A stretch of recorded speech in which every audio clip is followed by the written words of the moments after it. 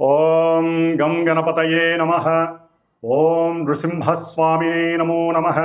హరి ఓం. ఓం అగ్నిర్మూర్ధాదివ కకుత్పతి పృథివ్యా అయం అపాగుం రేతాగుం సిజిన్వతి. ఓం అంగారకగ్రహదేవతాయై నమః. కుజగ్రహదేవతాయై నమః. ఓం వజ్రనఖాయ విద్మహే తీష్ట్రదగ్గుష్ట్రాయ ధీమహి తన్నో నారసింహ ప్రచోదయాత్. శ్రీ జ్వాలా నరసింహస్వామినే నమో నమః.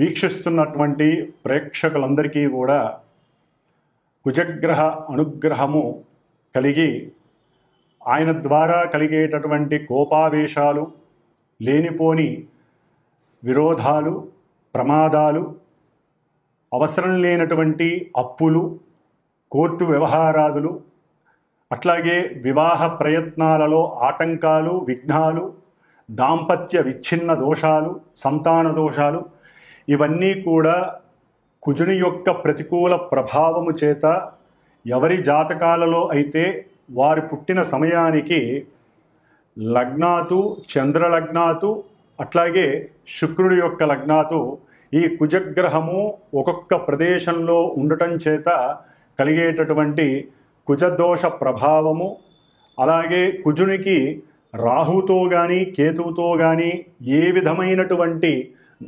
సంబంధము కలిగినప్పటికీ, అంటే దృష్టి సంబంధము, నక్షత్ర సంబంధము, ఒకే రాశిలో కలిసి ఉన్నటువంటి సంబంధము వలన కలిగేటటువంటి సర్పగ్రహ దోషాలు, పితృమాతృ శాప దోషాలు అన్నీ కూడా తొలగిపోయి, మరి ఇప్పుడు కుజుడున్నటువంటి మారినటువంటి రాశి ప్రకారము కుజుడు ఈ 28వ తేదీన, జూలై 28వ తేదీ 2025వ సంవత్సరము మరి మిత్రరాశి అయినటువంటి సింహరాశిలోంచి మిత్రుడైనటువంటి కేతువుతో కలిసి ఉన్నటువంటి కుజుడు కొన్ని రాశుల వారికి ఇప్పుడు అన్ని రకాల ఇబ్బందులని కలుగజేసినప్పటికీ ఇప్పుడు కన్యారాశి శత్రురాశిలోకి ఆయన ప్రవేశిస్తున్న ఈ సందర్భంలో మరి కుజగ్రహ అధిష్టాన దేవత మొన్నటి వరకు సుబ్రహ్మణ్యేశ్వర స్వామి అయితే కన్యారాశికి అధిపతి అయినటువంటి బుధగ్రహము కాబట్టి ఈ బుధగ్రహ రాశిలోకి, భూతత్వపు రాశిలోకి ఈ కుజుడు ప్రవేశించడం చేత సాధ్యమైనంత వరకు ఎవరైతే ఇన్ని రకాల సమస్యలు, ఇబ్బందులు పడుతున్నారో వారందరూ కూడా లక్ష్మీ నరసింహస్వామి కానీ, ముఖ్యంగా జ్వాలా నరసింహస్వామిని కానీ ఏదో రకంగా ప్రదక్షిణ రూపంలో కానీ, లేకపోతే స్వామివారిని దర్శించి మరి నేత్ర రూపకంతో కానీ, లేదా ఓం జ్వాలా నరసింహస్వామినే నమః అనేటటువంటి మంత్రాన్ని లోపల ఉచ్చరించుకుంటూ ఉండటం చేత వారికి కలిగేటటువంటి కుజగ్రహ ప్రతికూలతలు, బాధలు, ఇబ్బందులు తొలగిపోయి మరి ఈ యొక్క కన్యారాశి అనేటటువంటిది మామూలుగా మన యొక్క జ్యోతిష్య శాస్త్రంలో, భచక్రంలో, అంతరిక్షంలో మేషరాశి నుంచి 6వ రాశిగా చెప్పబడుతోంది. అంటే క్రయ విక్రయాదులలో విక్రయ అనుభూతిని కలుగజేస్తూ ఉంటుంది. అంటే ట్రాన్స్పోర్ట్కి సంబంధించిన విషయాలలో అమ్మటాన్ని తెలియజేసేటటువంటి పరిస్థితిని కలుగజేస్తుంది. మరి అట్లాగే ఈ యొక్క 6వ రాశి ముఖ్యంగా శత్రువులని, రోగాలని, అట్లాగే రుణాలని అంటే అప్పులని కూడా వృద్ధి చేసేటటువంటి స్థానముగా చెప్పబడుతోంది శాస్త్రరీత్యా. అయితే దీంట్లో మరలా పాజిటివ్గా సేవక అంటే వృత్తి స్థానము. మరి ప్రతి మనిషి బతకడానికి ఏదో ఒక వృత్తిని ఎంచుకోవాలి, లేదా ఎవరో ఒకరి దగ్గర సేవ చేసుకుంటూ బతకాలి. దాన్నే వృత్తి స్థానముగా కూడా చెప్తారు. అట్లాగే ఏ మనిషి అయినా సరే, ఎవరినైనా సరే ఎదిరించాలన్నా, అట్లాగే చదువుకునేటటువంటి విద్యార్థులు ఎవరైనా సరే వ్రాత పరీక్షలు కానీ, ఓరల్ పరీక్షలు కానీ, అంటే మాట్లాడటం ద్వారా, వాదన చేయటం ద్వారా, ముఖ్యంగా లాయర్లు కావచ్చు, ఎవరైనా కావచ్చు, మరి ఎవరైనా కానీ ఈ యొక్క 6వ స్థానములో ఉన్నటువంటి గ్రహాలను బట్టి వారి యొక్క పరిస్థితులు ఆధారపడి ఉంటాయి. అంటే ఆ యొక్క వృత్తిలో అనుకూలతలు, వృద్ధి, రాసేటటువంటి ఎగ్జామ్సు, లేకపోతే ఇంటర్వ్యూల్లో విజయం సాధించాలన్నా కూడా చివరికి గర్భవతులు ప్రసవించే సమయంలో కూడా ఈ 6వ భావము చాలా చాలా ముఖ్యమైనటువంటి పరిగణనలోకి తీసుకునేటటువంటి స్థానముగా భావముగా చెప్పబడుతోంది శాస్త్రరీత్యా. మరి ఈ యొక్క ఆరోభావము కన్యారాశి అవటం ద్వారా మేనమామలని సూచిస్తుంది, వాళ్ళతో తగవులని సూచిస్తుంది, విరోధాలని ప్రమాదాలని సూచిస్తుంది. అట్లాగే ఏదైనా ప్రమాదం జరిగినప్పుడు దానికి మందు ఉండాలి కాబట్టి ఇది ఔషధాలని, ఆరో స్థానము, అట్లాగే డాక్టర్స్ని అంటే వైద్యులని సూచించేటటువంటి స్థానము. అంటే ఔషధ మూలికలు లేకపోతే డ్రగ్స్ అంటాం, అంటే మన యొక్క మందులు, అది శరీరానికి ఏ ఇబ్బంది కలిగినా వేసుకునేటటువంటి మందులుగా ఈ యొక్క ఆరో స్థానాన్ని దానికి ప్రతీకగా చెప్తూ ఉంటారు. మరి ఇటు మంచి చెడు ఇన్ని భూతత్వపు రాశి అయినటువంటి కన్యారాశిలో ఇన్ని భావాలు సమకూర్చుకున్నటువంటి రాశిలోకి అఖండుడైనటువంటి కోపావేశము అధికంగా ఉన్నటువంటి దేనికైనా సిద్ధమే అనేటటువంటి సేనాధిపత్యం కలిగినటువంటి వాడు, గ్రహాలన్నిటిలో కూడా సేనాధిపతి ఈ యొక్క కుజుడు, అలాగే మంగళుడు అని కూడా అంటారు. ఈయన భౌముడు, భూమి యొక్క పుత్రుడు, విష్ణుదేవుడి యొక్క అంశ. అందుకనే జ్వాలా నరసింహస్వామి, జ్వాల అంటే అగ్ని. కుజుడు మేషరాశికి వృశ్చిక రాశికి అధిపతి, అంటే ఒకటవ 8వ స్థానానికి అధిపతి. వాళ్ళ లోపల కొంతమందికి ఏమున్నాయో కూడా బయట వాళ్ళకి తెలియనివ్వరు. అంత కోపావేశాలు ఉన్నప్పటికీ కూడా అణుచుకునే స్వభావం వీళ్ళకు ఉంటుంది. ధైర్యం ఎక్కువ ఉంటుంది, పరాక్రమం ఎక్కువ ఉంటుంది. అట్లాగే అందరికన్నా నేనే ముందంజ ఉంటాను అనేటటువంటి శక్తి సంపన్నుడు ఎవరయ్యా అంటే ఈ కుజుడు. అందుకనే కుజుడికి అధిష్టాన దేవత సుబ్రహ్మణ్యేశ్వర స్వామి, సేనాధిపతి నాయకుడు దేవతలందరికీ కూడా. అందుకనే కుజదోషాలు ఉన్న వాళ్ళందరూ కూడా సుబ్రహ్మణ్యేశ్వర స్వామిని ఆరాధిస్తాడు. అయితే ఇప్పుడు కుజుడు బుధరాశిలో ఉండటం ద్వారా జ్వాలా నరసింహస్వామిని ఆరాధించటం లేదా లక్ష్మీ నరసింహస్వామిని ఆరాధించటం, దేవాలయాలకు వెళ్ళటం ద్వారా చక్కటి యోగాన్ని, కుజుడు యొక్క శక్తి విపరీతంగా ఉన్నట్లయితే తగ్గేటటువంటి పరిస్థితుల్ని కనిపిస్తాయి. అట్లాగే మనకి ఈ కుజుడు జూలై 28వ తేదీ నుండి ప్రారంభమై మరలా సెప్టెంబరు 12వ తారీఖు వరకు కూడా 47 రోజులు ఈ రాశిలో 3 నక్షత్రాలలో తను మారుతూ ఎన్నో ప్రతికూలతలు, అనుకూలతలు కలుగు చేస్తూ ఉంటాడు కొంతమంది రాశుల వారికి. ముఖ్యంగా మరి కన్యారాశిలో ఏమేమి ఉంటాయి నక్షత్రాలు అంటే మనకి ఉత్తర ఫల్గుని 2, 3, 4 పాదాలు, అట్లాగే హస్తా నక్షత్రము 1, 2, 3, 4 పాదాలు, చిత్తా నక్షత్రము కుజుడి యొక్క సొంత నక్షత్రము 1, 2 పాదాలు, మొత్తం 9 పాదాల యొక్క సమూహము. కుజుడికి మిత్రులైనటువంటి వాళ్ళు వీళ్ళందరూ కూడా రవి మిత్రుడే, చంద్రుడు మిత్రుడే, కుజుడు సొంత నక్షత్రము కూడా ఆయనది అక్కడే ఉంది కాబట్టి మరి 3 నక్షత్రాలలో ఆయన దాదాపుగా జూలై 28 నుంచి ఆగస్టు 12వ తేదీ వరకు కూడా సాధ్యమైనంత వరకు ఈ 16 రోజులు సూర్య భగవానుడి యొక్క నక్షత్రంలో ఉంటాడు, మిత్ర నక్షత్రంలో. మరి ఈ సూర్యుడు అటు క్రీడలు, ఈ కుజుడు క్రీడల్ని ఆస్వాదిస్తాడు. క్రీడారంగానికి అధిష్టాన గ్రహం ఎవరయ్యా అంటే కుజుడు అని చెప్పుకోవచ్చు. మేషరాశి నుంచి 5వ స్థానమైనటువంటి సింహరాశికి అధిపతి అయినటువంటి రవి మరి విజయాల్ని సాధిస్తాడు.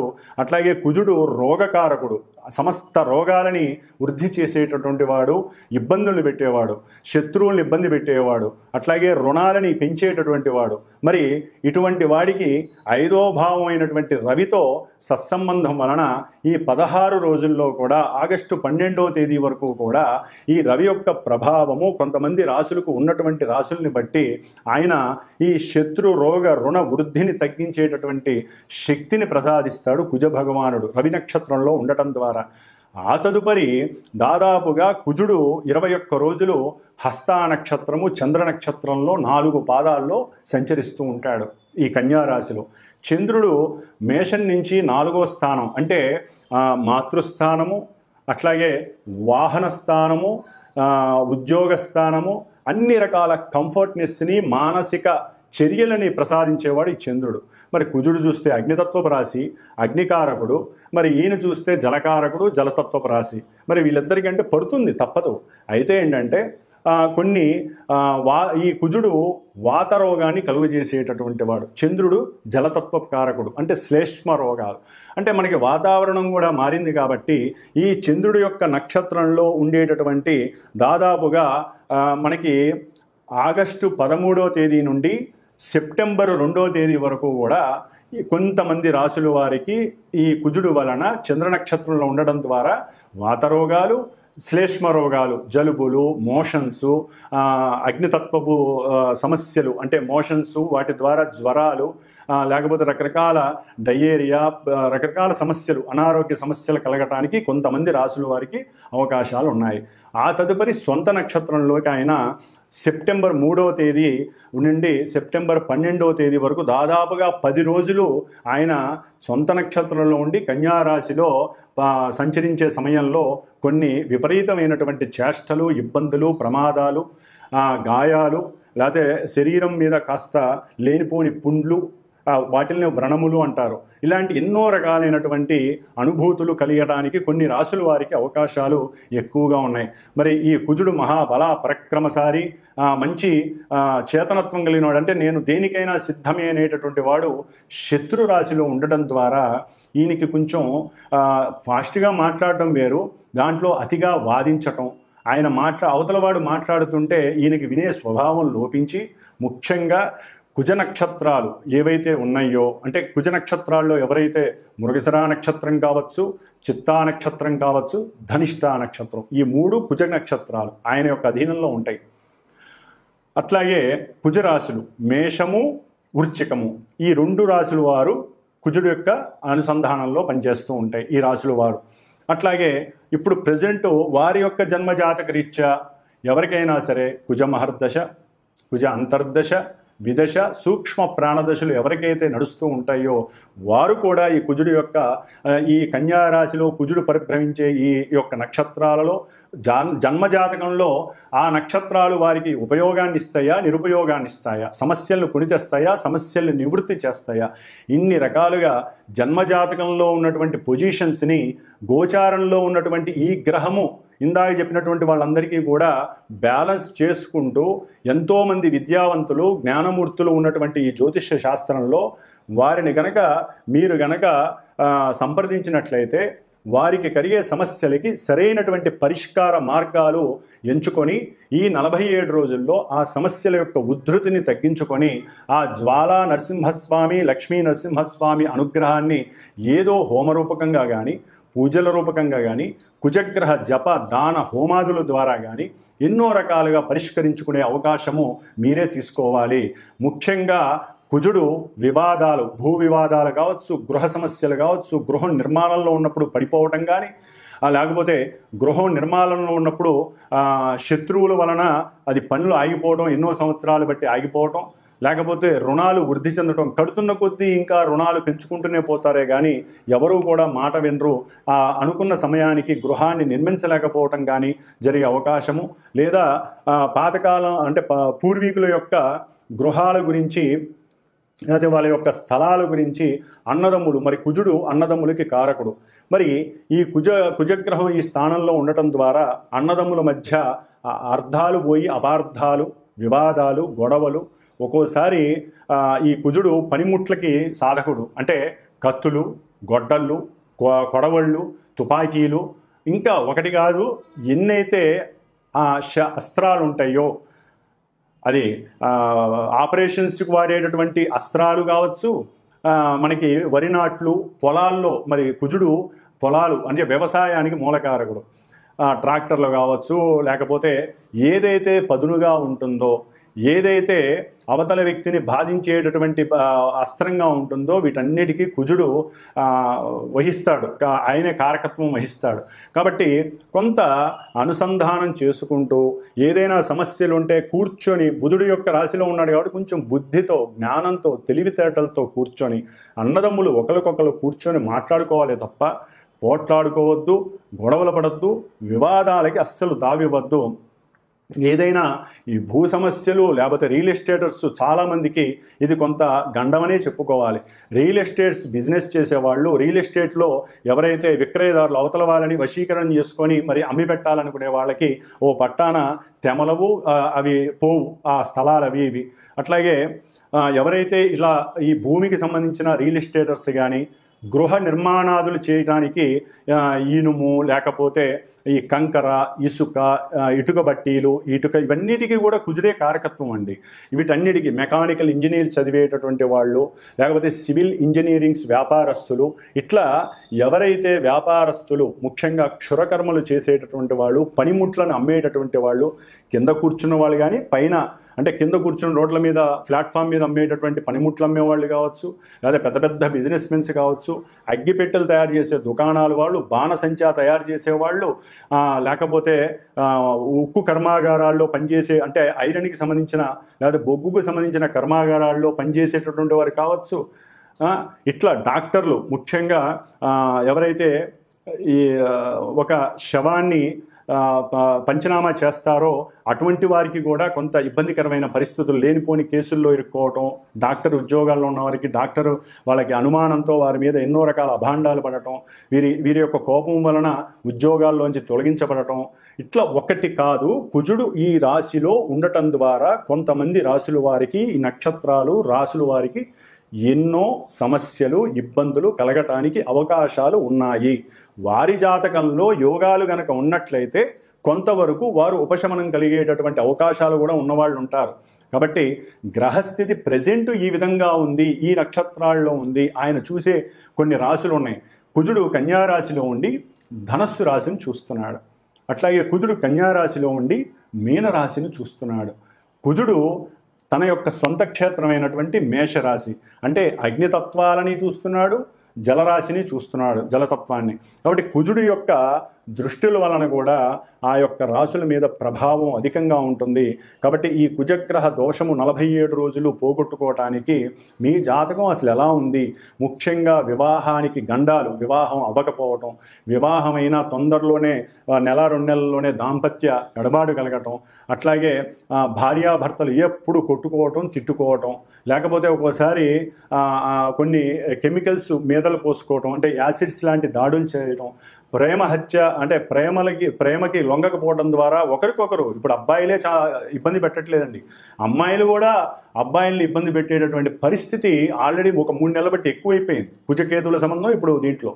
కాబట్టి ఎవ్వరూ గ్రహాలకి మగవాళ్లే ఆయన చూస్తాడు, ఆడవాళ్ళని వదిలేస్తాడు కాదు, ఇద్దరినీ కూడా ఆయన ఏలేస్తాడు, అట్లాగే ఏరి పారేస్తాడు.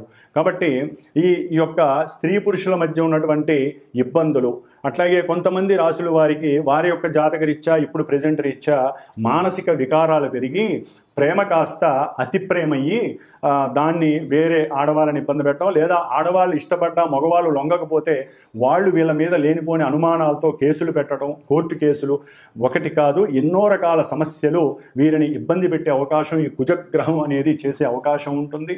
అట్లాగే ఎన్నో మరి శనిగ్రహం కూడా ఈ కుజుడిని చూడటం, కుజుడు శనిని చూడడం ద్వారా కూడా ఎన్నో రకాలైనటువంటి ప్రమాదాలు దారి హాస్పిటలైజేషన్స్ జరగటం.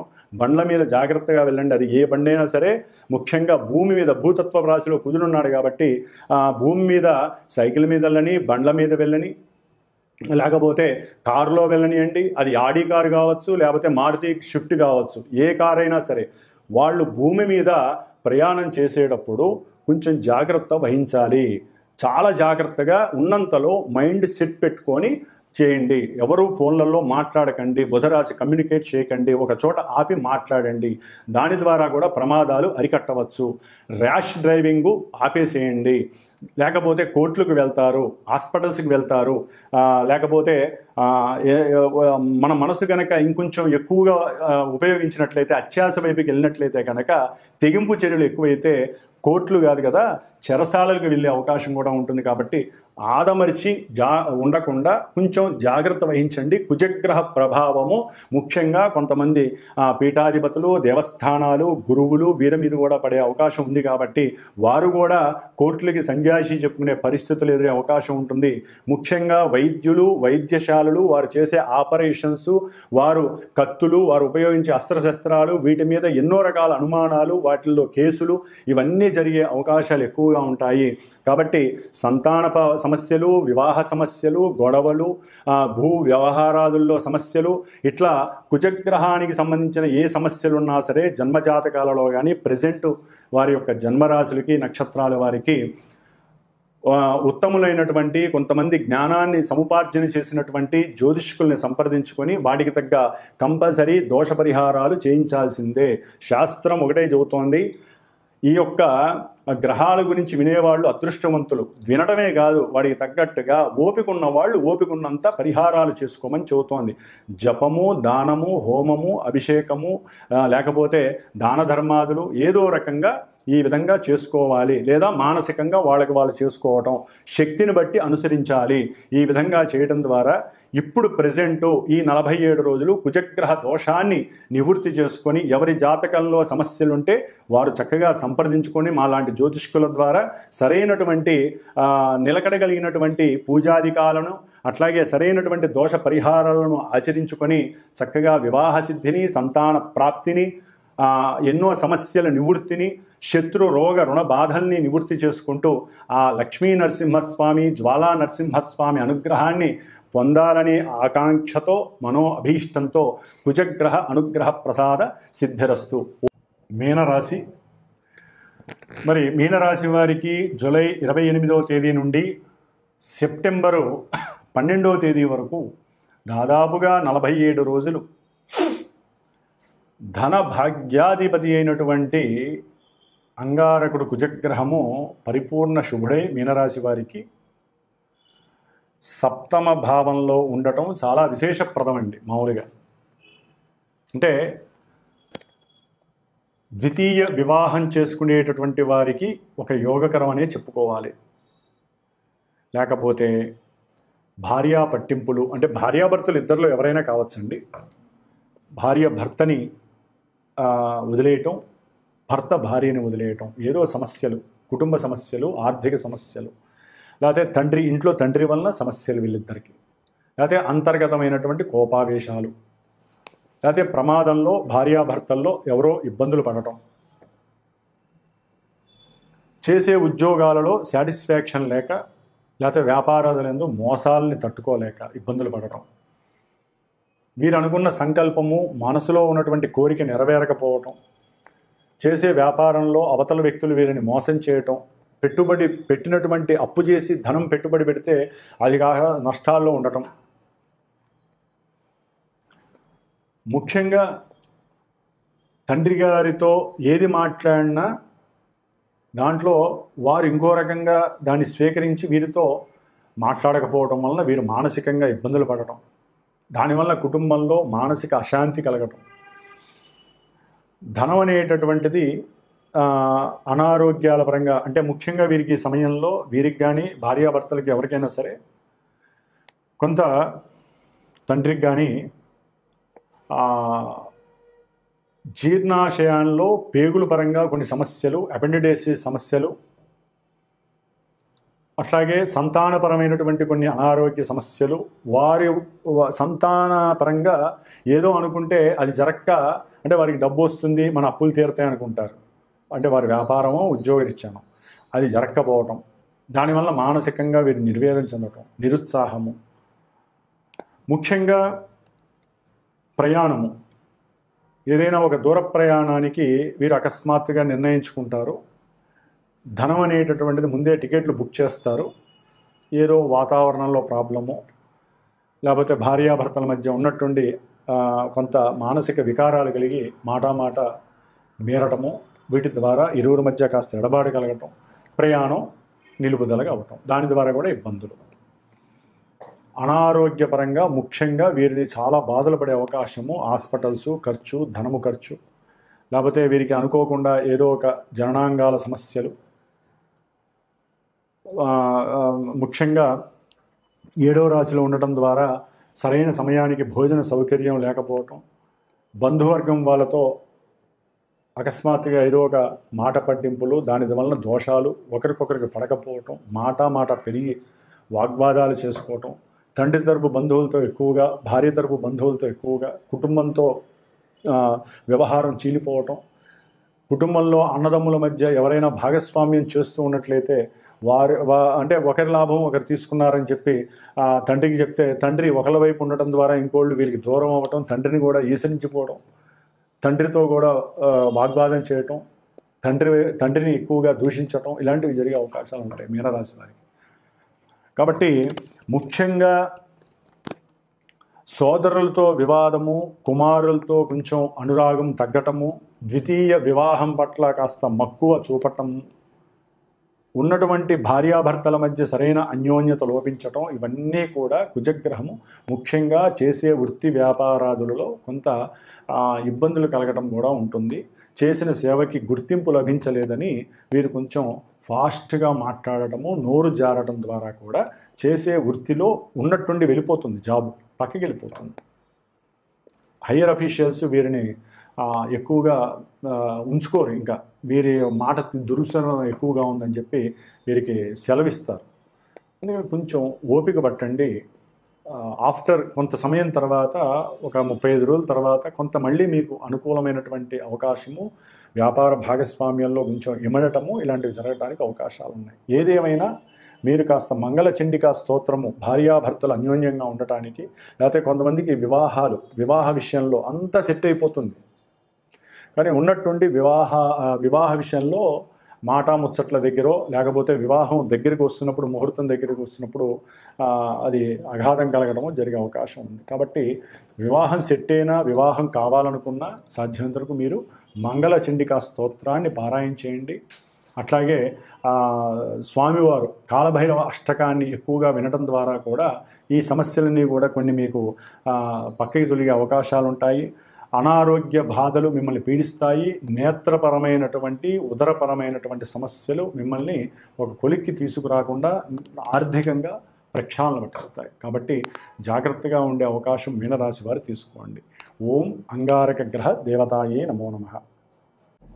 వీక్షించేటటువంటి ప్రేక్షకులందరికీ ఒక చిన్న గమనిక. జ్యోతిష్యాన్ని నమ్మాలి, గ్రహస్థితుల్ని తెలుసుకోవాలి, వాటికి సంబంధించిన పరిహారాలు మీరు ఆచరించేవి ఉంటాయి. మరి కొంతమంది జన్మజాతకంలో చాలా ఇబ్బందులు కలుగజేసేటటువంటి, అది ఆరోగ్యము కావచ్చు, ధనము కావచ్చు, సంభాషణ కావచ్చు, సహాయ సహకారాలు కావచ్చు, ఇట్లా ఏవైతే మల్టిపుల్ భావాలు ఉంటాయో అన్నిటి పరంగా ఒక్కరికి కర్మను బట్టి వారు అనుభవిస్తూ ఉంటారు. అవన్నీ కూడా ఒక్క జపాదులు, హోమములు, దానములు, ధర్మాదులు, ఇవన్నీ కూడా మనం సంపాదించే ప్రతి పైసాలోంచి ఎంతో కొంత దానరూపకంగా, అది వృధా కావద్దండి.